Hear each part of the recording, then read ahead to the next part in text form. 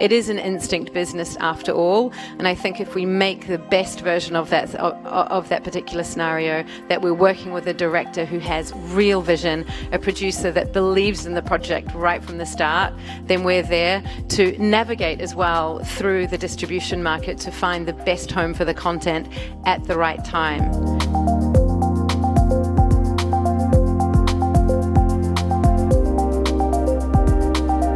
At what stage in the process, in the decision-making process, when you're producing something, do you think, is this a Canal Plus original? Is this maybe a Netflix worldwide film? Is this a theatrical film or a series for TV? You know, when does that come into your thinking? No, that's a really good question, and it's something we think about a lot, but I really believe that above all, when we're greenlighting a project, it's all about the story, and it's all about making the best version of that script, whether it be for the small screen or the big screen. And I do think personally that it can be kind of dangerous to think first, where will this sit, this piece of content? Because sometimes we can make a mistake. It is an instinct business after all, and I think if we make the best version of that particular scenario, that we're working with a director who has real vision, a producer that believes in the project right from the start, then we're there to navigate as well through the distribution market to find the best home for the content at the right time.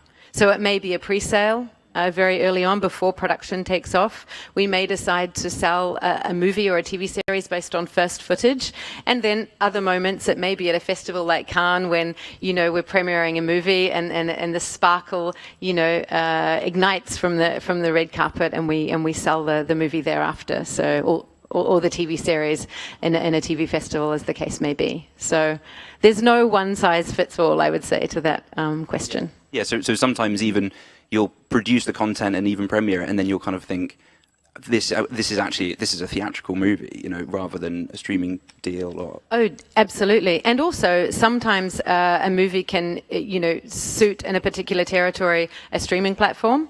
In other territories it's perfect for a theatrical release. So we're very much at the moment in navigating that hybrid approach to deal making and to the way we make our content. What about, would you guys ever consider, I don't know, bidding for the Premier League in the States or something? Would sports make sense for you? I think, as I was saying before, I think Britbox is just a really stretchy promise, and so we don't rule anything out. In some markets we have a film offering. Some markets we have a bit of a kids offering, current affairs, topical current affairs. One of our biggest ever days in the US was streaming Harry and Meghan's wedding live and doing a whole load of associated things around it. We've got big documentary strands. We've made movies that we put into theatrical release.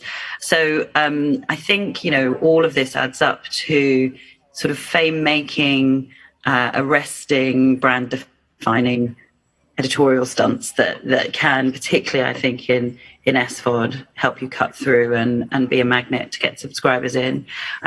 So sports or sports accompaniment program, particularly as things like the Premiership is so big, would be interesting. Premiership rights, it's kind of, I don't know that we'd necessarily start there.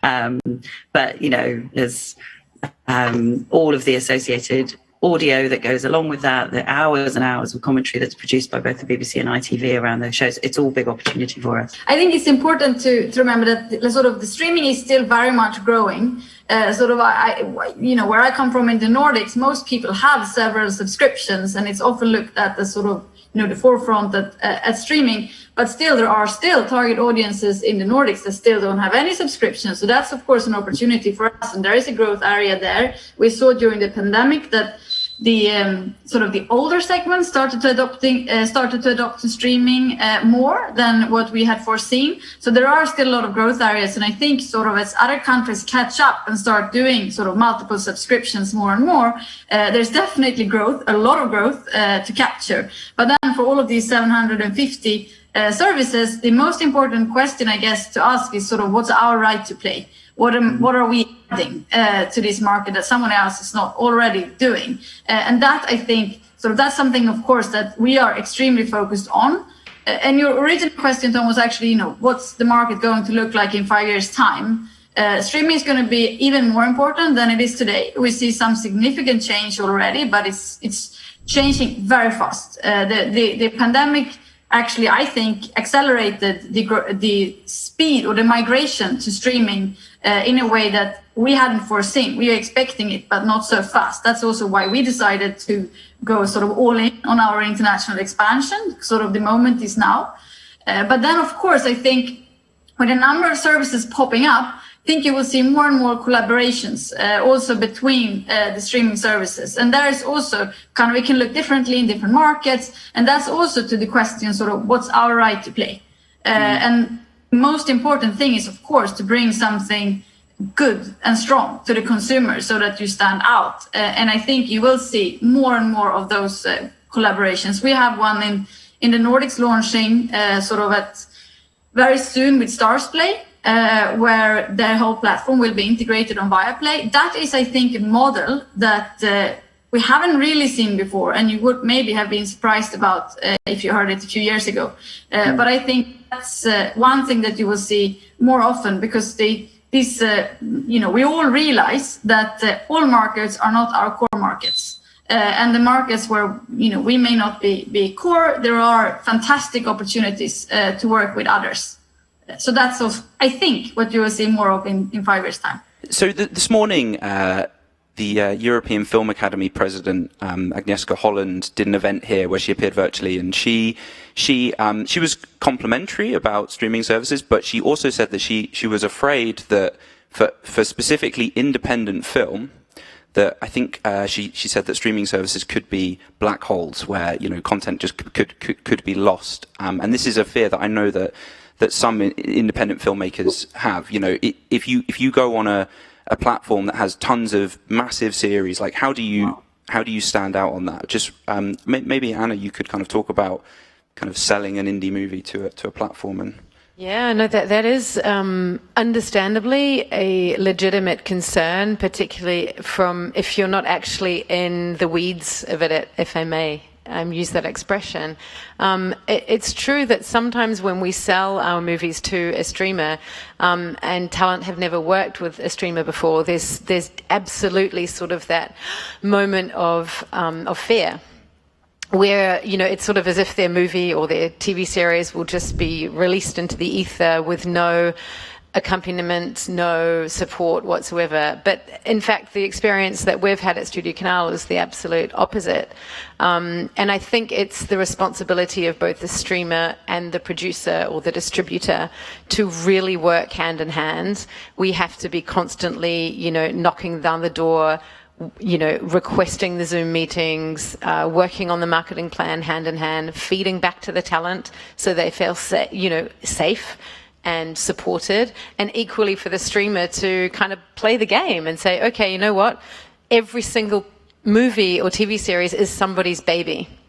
And so to treat the release of that piece of content in a way where you really have to treat it as such and understand what's important for the talent, what is the message that they are trying to relay with their movie, and then again finding that audience that we know will click on play and then be recommended through the algorithm to consume other content as well. So again, yeah, it's a partnership. It's a learning curve. We're definitely going to walk before we run. We must. And sometimes if we try and run too fast, that's where we can certainly trip up.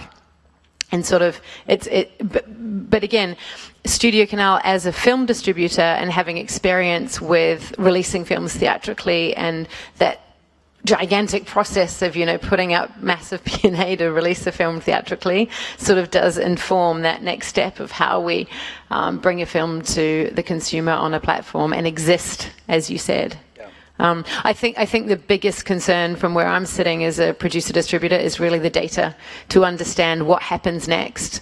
So that path in terms of marketing and existing is one thing, and I think that we know how to work together, but it's the second step in terms of understanding exactly who's seen what and why, so that we can then elaborate our editorial strategy as a function.